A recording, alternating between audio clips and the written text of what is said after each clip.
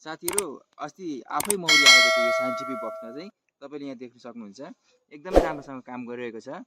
यो चाहिँ 20-25 दिन हुँदैछ यो मौरी आएको र तपाईँलाई म अलिकति देखाइ पनि दिन्छु कस्तो काम गर्दै रहेछ भनेर।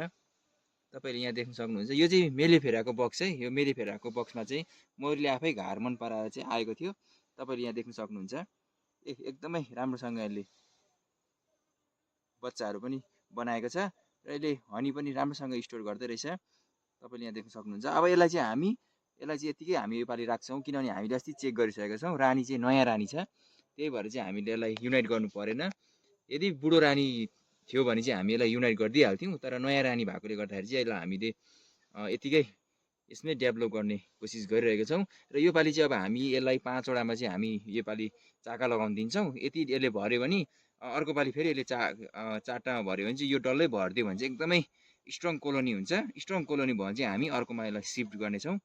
यसमा चाहिँ हामी पपुलेसन बढाउने काम गर्नेछौँ। यो चाहिँ अस्ति आफै आएको यो साइन्टिफिक बक्समा चाहिँ यो मौरी चाहिँ।